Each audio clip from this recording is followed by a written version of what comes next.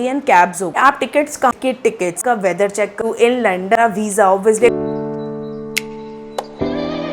I am recording this video for the second time क्योंकि first time में मेरे mics were connected but still mic नहीं चल रहा था। I have no idea.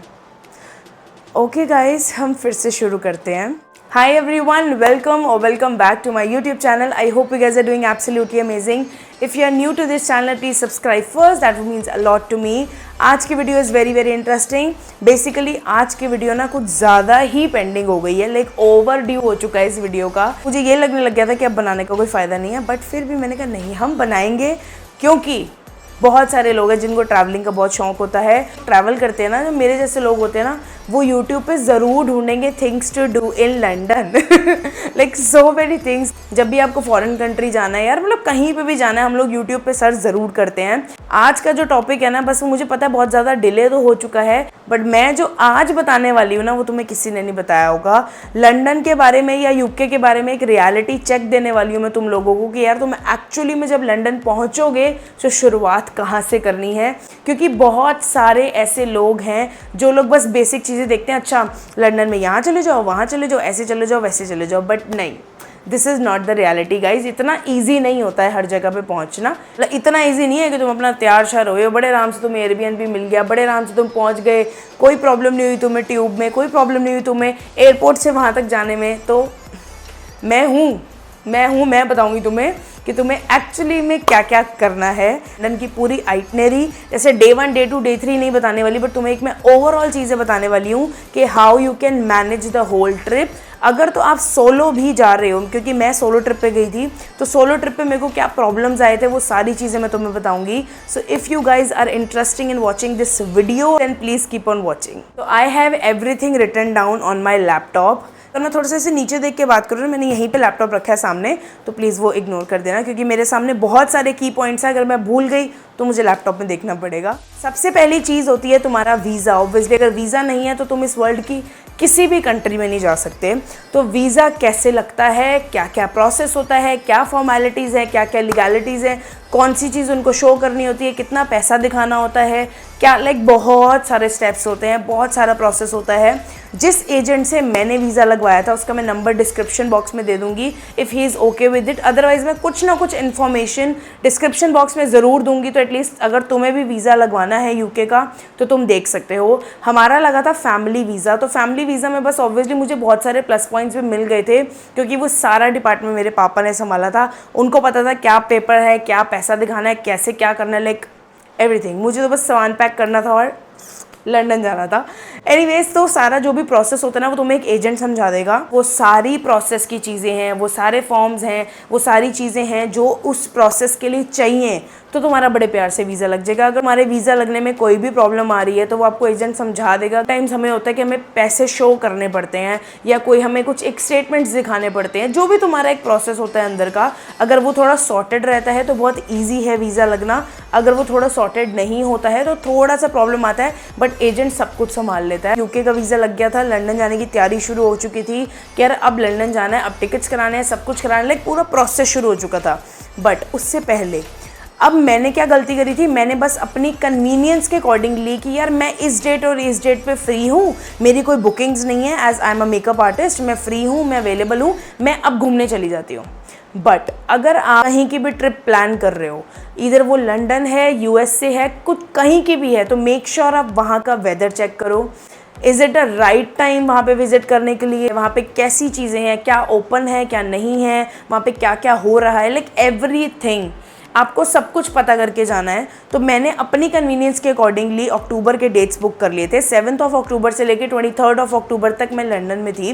But उस टाइम पे बेसिकली एक तो ठंड थी, इतनी ठंड नहीं थी कि मेरे को बहुत लेयरिंग करनी पड़ रही थी, बट सुबह अच्छा मौसम होता था, रात को बहुत ठंड हो जाती थी। कि आप डेट्स बुक कर रहे हो ना, make sure you are checking the weather कि वो वेदर कैसा है, ठंडा है, गर्मी है, बारिशें हो रही हैं या जो भी है। मतलब तुम्हें खुद देखना पड़ेगा कि आप जिस भी मंथ में वो ट्रिप प्लान कर रहे हो, सर्च कर लेना, गूगल कर लेना, यूट्यूब पे वीडियोस देख लेना कि कौन सा बेस्ट टाइम है टू विजिट लंदन।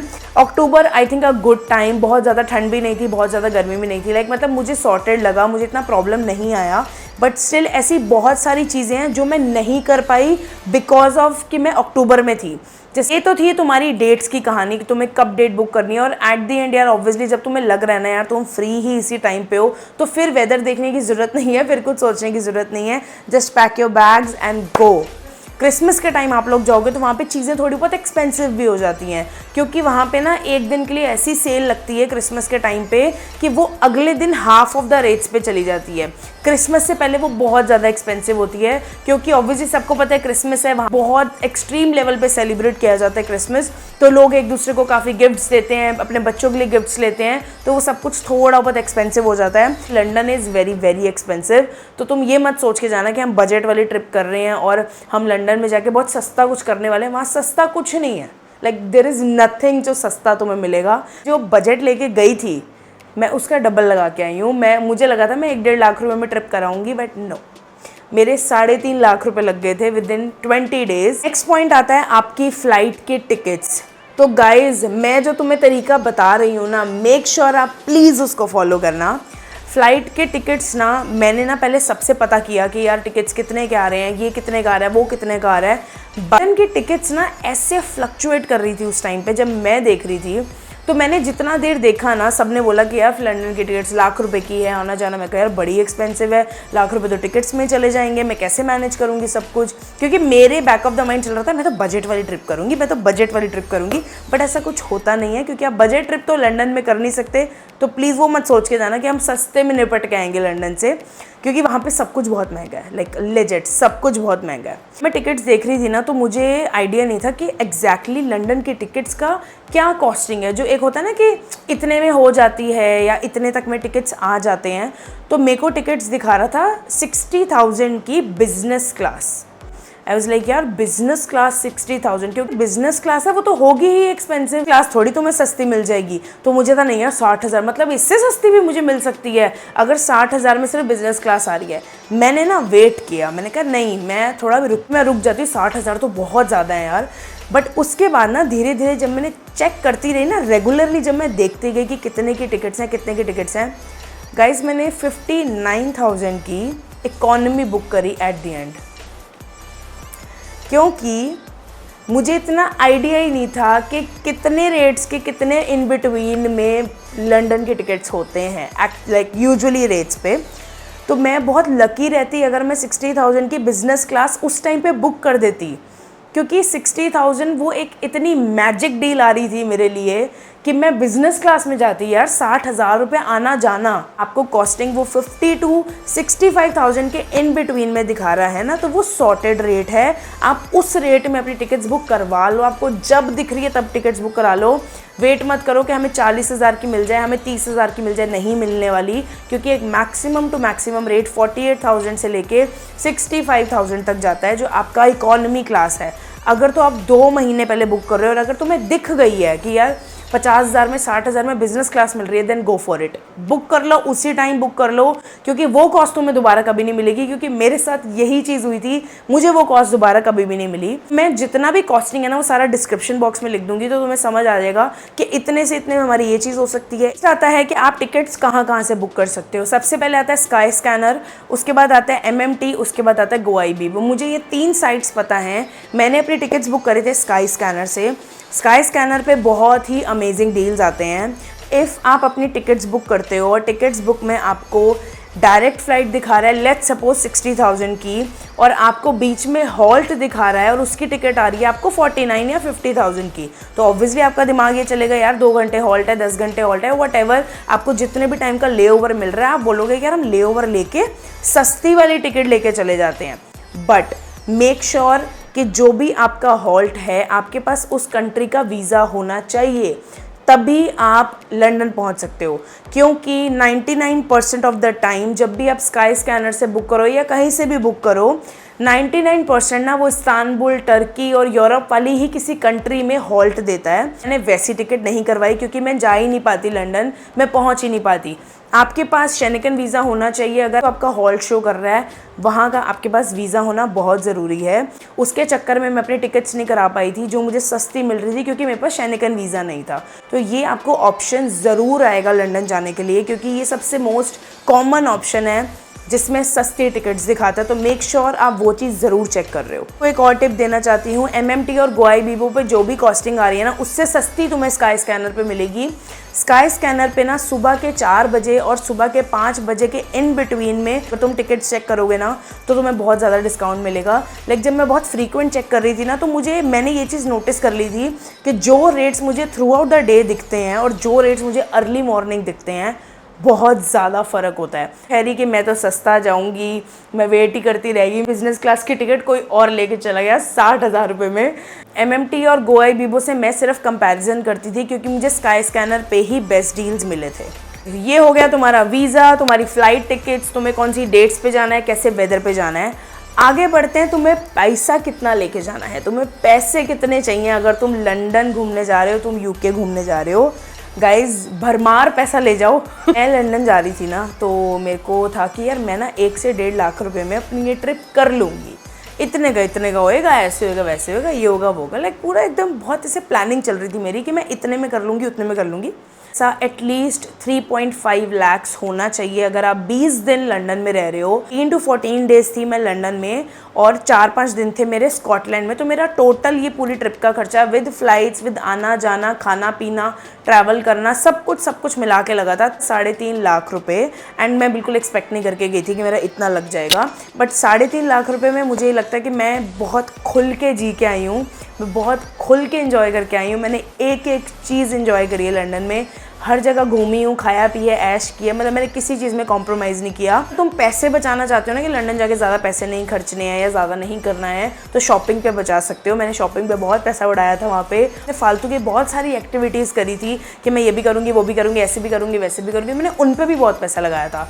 तो अगर आप वो टूरिस्ट वाले बंदे नहीं हो कि यार हमें टूरिस्ट प्लेसेस पे भी जाना है, हमें ये भी देखना है, वो भी देखना है। कुछ लोग होते हैं जिनको सिर्फ जाना है, नॉर्मल वो रिलैक्स करते हैं, चिल करते हैं, पार्क्स में जाके बैठ जाते हैं। कुछ लोग वहाँ पे ऐसे भी मुझे देखे जो बैकपैकर्स होते हैं, उनको ज़्यादा शौक नहीं होता कि हम टूरिस्ट वाली चीज़ें करें, तो वो आपके ऊपर डिपेंड करता है। बट 3-3.5 लाख रुपया प्लीज़ अपने साथ लेकर जाना, 3 लाख प्लीज़ मैक्सिमम लेकर जाना, तभी आप एक सॉर्टेड ट्रिप कर सकते हो टू लंदन। आपके पास एटलीस्ट 1500 पाउंड्स कैश होना चाहिए एंड 1500 to 2000 पाउंड तुम कैश लेके अपने साथ ज़रूर जाओ, क्योंकि बहुत बहुत इंपॉर्टेंट है, बहुत ज़रूरत पड़ती है वहाँ पे कैश की। के पास क्रेडिट कार्ड ज़रूर होना चाहिए। लाइक आपको क्रेडिट कार्ड की बहुत बहुत ज़्यादा ज़रूरत पड़ेगी।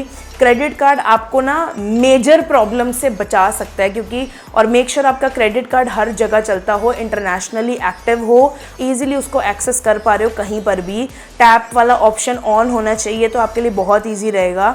अगर आप कहीं फंस गए हो, डेबिट कार्ड नहीं वर्क कर रहा, आपके पास कैश खत्म हो गया है, तो क्रेडिट कार्ड आपको बहुत ज़्यादा हेल्प करेगा। डेबिट कार्ड्स नहीं चलते हैं वहाँ पे, चलता है फॉरेक्स कार्ड या तो चलता है ऑयस्चर कार्ड। मैं फॉरेक्स कार्ड लेके गई थी। इस कार्ड मैंने अप्लाई किया था MMT के थ्रू। मेरे 298 रुपीज़ समथिंग, 250-300 रुपये में मेरा फॉरेक्स कार्ड नेक्स्ट डे मेरे घर आ गया था। जो भी अमाउंट है, जो भी आपके डेबिट कार्ड में पैसे हैं, गूगल पे के थ्रू, UPI के थ्रू आप फॉरेक्स कार्ड में पैसे डाल सकते हो। फॉरेक्स कार्ड में जब आप पैसे डालोगे through UPI and through Google पे, वहाँ पे आपको जस्ट टैप करना है, क्योंकि इतना आसान हो गया था मेरे लिए वहाँ पे फॉरेक्स कार्ड यूज़ करना, क्योंकि बस, ट्रेन, ट्यूब, कैब्स, खाना पीना, लाइक A to Z हर जगह पर फॉरेक्स कार्ड चलता है। और फॉरेक्स कार्ड ही सबसे ईजीएस्ट फॉर्म है अगर आप लंदन में हो और अगर आपको कैश ख़त्म हो गया या कुछ है, क्योंकि आप गूगल पे के थ्रू या पेटीएम के थ्रू अपने फॉरेक्स कार्ड में पैसे डाल सकते हो, which is very so I am gonna tell you a very big mistake जो हर कोई करता है और जो हर कोई, जिसको मैं रिक्वेस्ट कर रही हूँ मत करना, क्योंकि तुम बहुत गंदा फंसोगे, क्योंकि प्रॉब्लम में आ गई थी और आई वॉज लिटरली क्राइंग उस टाइम पे। I was on call with my fiancée और मैं रोई जा रही थी कि मेरे पास पैसे खत्म हो गए, अब मैं क्या करूँगी। मैं बहुत परेशान हो गई थी क्योंकि मेरे से बहुत बड़ी गलती हो गई थी एक। आपको क्या करना है, हम लोग जब भी इंडिया से बाहर जाते हैं ना, तो हमें लगता है कि हमने इंडिया नंबर तो यूज़ करना नहीं, वहाँ जाके हम सिम खरीदेंगे। लेकिन जब भी आप किसी फॉरेक्स कार्ड में पैसे डालते हो, अगर आप UPI के थ्रू किसी कार्ड में पैसे डाल रहे हो या किसी को भेज भी रहे हो या व्हाट्सोएवर, आपके पास एक OTP ज़रूर आएगा। आपके पास इंडिया का नंबर ऑन ही नहीं है, आपके पास सिम है लेकिन वो ऑब्वियसली वहाँ का नॉर्मल लोकल नंबर तो है नहीं, तो वो नेटवर्क्स देगा नहीं और आपके पास OTP नहीं आएगा, तो आप कभी भी गूगल पे या पेटीएम से अपने फॉरेक्स कार्ड में पैसे नहीं डाल पाओगे। इंडिया में हम लोग कर सकते हैं लेकिन हम इंटरनेशनली नहीं कर सकते हैं। सो उसका एक क्या जुगाड़ है जो मैं तुम लोगों को बताने वाली हूँ। सो तुम्हें क्या करना है ना, इफ़ इन केस तुम बाय मिस्टेक, वैसे तो देखो मिस्टेक तो करना ही मत, घर पर दिल्ली से अगर तुम जा रहे हो या वट एवर जहाँ भी तुम लोकल रहते हो, जिधर से भी जा रहे हो, अपनी इंडिया का जो नंबर है आपके पास, जो भी आपके पास लोकल सिम है, उसको आप प्लीज़ अपने घर छोड़ के जाना, किसी भी एक बेसिक फ़ोन के अंदर उसको ऑन करके जाना कि अगर आप जब फॉरेक्स कार्ड में पैसे डालो इंटरनेशनली, OTP आपका इंडिया में जाए और आप अपने पेरेंट्स का किसी को कॉल करके बस एक OTP ले पाओ, वजह से आप पैसे ट्रांसफ़र कर पाओगे। बट मैंने क्या गलती की थी, मैं अपना सिम कार्ड अपने साथ लेके आ गई थी, जिसकी वजह से मैं OTP नहीं मंगवा पा रही थी, उसकी वजह से मेरे पास पैसे नहीं मिल पा रहे थे। But what I did was कि मैंने अपनी रोमिंग ऑन कराई। इंटरनेशनल रोमिंग ऑन कराने से मैंने अपने फ़ोन में सिम डाला, क्योंकि सिम मेरे पास था, वाईफाई कनेक्ट किया वहाँ के लोकल से। उसके बाद मेरा वहाँ पे गूगल पे नहीं चलता, वहाँ पर गूगल पे नहीं चलता, पेटीएम के थ्रू मैं पेमेंट्स कर पा रही थी, पेटीएम के थ्रू, वो भी इंडिया में मैंने अपने फियांसे को बोला, उसने वहाँ पे मेरी सारी की सारी पेटीएम आईडी, UPI आईडी डाली एंड जो भी था मेरा अमाउंट था मेरे अकाउंट से उन्होंने मुझे भेजा, मेरे फॉरेक्स कार्ड में आया। क्योंकि देयर वाज अ प्रोसेस, वो मेरे यूट्यूब पे तुम जाके ब्लॉग में देख सकते हो कि वो क्या प्रोसेस है। लोग फॉरेक्स कार्ड में पैसे डालते हैं ना, तो उसमें ऑप्शन आता है कि right your UPI ID and उसके बाद उसमें पिन डालना होता है। तो ये सेम ऑप्शन मैंने अपने फियांसे को बोला कि आप फॉरेक्स कार्ड की एप्लीकेशन डाउनलोड करो, लाइक पूरा प्रोसेस कराना पड़ा। उसके बाद मेरे पास OTP आया, क्योंकि मैंने रोमिंग ऑन कराई, मैंने OTP दिया, तभी मेरे फॉरेक्स कार्ड में पैसे आए। मेरा टैप एंड पे क्रेडिट कार्ड का चल नहीं रहा था, तो I was like literally confused, मैं बहुत ज़्यादा फंस चुकी थी। टू द नेक्स्ट पॉइंट, पता होना चाहिए कितना कैश है, किसके साथ आए हो, किसके साथ नहीं आए हो, एंड आपने क्या करना है, क्या प्लानिंग है, कहाँ कहाँ पे स्टे कर रहे हो। आपके पास आपके जहाँ पे भी आपने स्टे का लिया हुआ है ऑप्शन, वो आप दिल्ली से अपने घर से कर जाना, क्योंकि वो उसकी फ़ोटोकॉपी या उसका स्क्रीनशॉट ज़रूर देखते हैं कि आप किस डेट से किस डेट पे कहाँ स्टे कर रहे हो, कहाँ पे किधर जाने वाले हो, लाइक एवरीथिंग, वो सब कुछ नोटिस करते हैं। जितने दिन मैं लंदन में थी, मैंने अपना Airbnb जो बुक किया था वो मैंने उनको दिखा दिया था and I was very upfront. मैंने उनको बहुत ज़्यादा क्लियरली बता दिया था कि स्कॉटलैंड का अभी आई हैव नो आइडिया कि मैं वहाँ जाऊँगी कि नहीं जाऊँगी। ये तुम्हें बताया था कि तुम लंदन में कर क्या क्या सकते हो, लंदन में घूमा कैसे जाता है, लंदन की चीज़ें क्या हैं। जो पूरी स्ट्रीट्स है ना, लंदन की स्ट्रीट्स, पिकार्डी सर्कस हो गया, सोहो हो गया, ऑक्सफोर्ड स्ट्रीट हो गया, बहुत सारी स्ट्रीट्स हैं जो मैं डिस्क्रिप्शन बॉक्स में लिख दूंगी। वो सारी की सारी स्ट्रीट्स में जाके तुम्हें कुछ ख़रीदना नहीं है, तुम्हें कुछ नहीं करना है, तुम्हें वहाँ सिर्फ घूमना है, तुम्हें वहाँ जाके सिर्फ चलते रहना है, इधर देखना है, उधर देखना है, सुंदरता देखनी है। मतलब वहाँ पे ना, मैं जब सोहो गई थी ना, वहाँ पे ना पार्टीज़ वार्टीज़ बहुत होती हैं सोहो में। सोहो इतना सुंदर था, इतना प्यारा था सोहो। तो ऐसे ना तुम्हें स्ट्रीट्स वहाँ की अच्छी खासी एक्सप्लोर करो, ढंग से देखो, कैफ़ेज़ देखो, एक्सप्लोर करो, जस्ट घूमते रहो, गलियाँ देखो, रोड्स देखो। आती है आपकी फूड मार्केट, वहाँ पे ना street food is very famous. हर तरीके का खाना वहाँ पे मिलता है, veg non veg, street food, बड़े टैकोज़, मसाले वाली चीज़ें, नॉर्मल चीज़ें, बहुत सारी चीज़ें मिलती हैं। तो इट्स अप टू यू, आपको कौन सा खाना खाना है, कैसा खाना खाना है। मेक श्योर आप वहाँ का जितना भी स्ट्रीट फूड है ना, वो ज़रूर ट्राई करके आना, क्योंकि वो बहुत ही यम होता है। गाइस, मैंने लैपटॉप में सब कुछ लिखा हुआ है, तो मैं थोड़ा लैपटॉप में देख के तुम्हें बता देती हूँ। उसके बाद आता है थिंग्स टू डू में तुम्हारा लंडन आई हो गया, फिश एक्वेरियम हो गया, मैडम तुसाड हो गया, एंड लोकल स्ट्रीट फूड आप खा सकते हो, इमर्सिव एक्सपीरियंस ले सकते हो, एंड प्राइम मार्क से आप बहुत तगड़ी शॉपिंग कर सकते हो, बढ़िया कपड़े मिलते हैं, लाइक सब कुछ मिलता है प्राइम मार्क पे, और it's very reasonable. And specific food ज़रूर ट्राई करना, जैसे सम कैफ़ेज़ में आपको डोनट्स तो आई वाज लाइक यार, इतने बड़े बड़े डोनट्स थे वहाँ पे और बहुत स्वाद थे, डिफरेंट डोनट्स थे। साउथ हॉल जा सकते हो, साउथ हॉल बेसिकली एक प्रॉपर देसी जगह पे आप जा सकते हो, बहुत सारे सिख लोग रहते हैं वहाँ पे, एंड वो बहुत इंटरेस्टिंग प्लेस है। वहाँ पे बहुत सस्ते कपड़े मिलते हैं, वहाँ बहुत सस्ती चीज़ें मिलती हैं, तो साउथ हॉल ज़रूर जाना।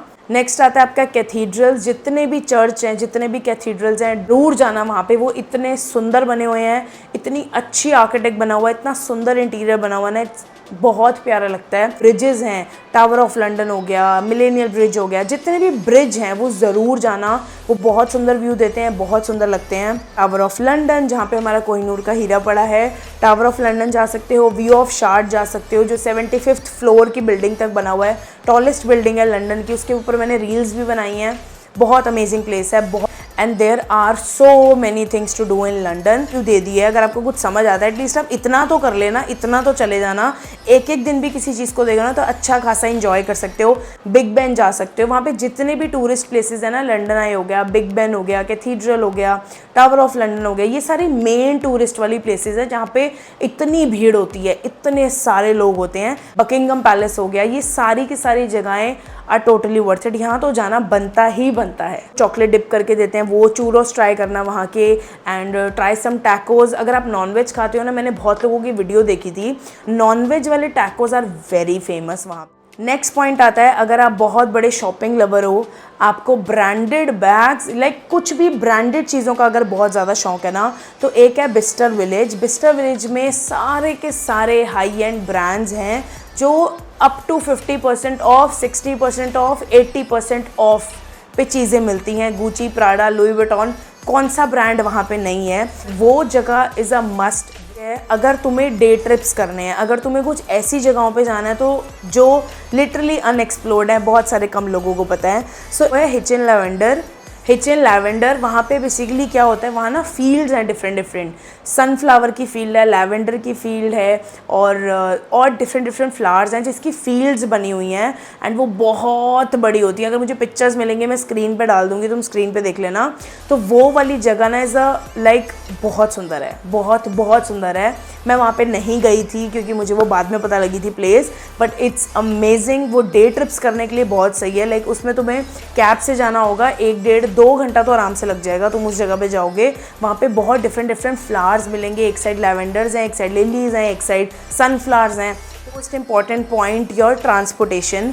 ट्रांसपोर्टेशन देखो बेसिकली ना यार बहुत डिपेंड करता है तुम कैसे किस जगह पर पहुंच रहे हो, दैट डिपेंड्स अ लॉट। बहुत सारा पैसा बचता है तुम्हारी ट्रैवलिंग में, या बहुत सारा पैसा तुम्हारा चला जाता है ट्रैवलिंग में। तो ईजीएस्ट और सबसे सस्ता ऑप्शन है कि वहाँ पहले में मेट्रोज होती हैं ना, वहाँ पे ट्यूब्स होती हैं।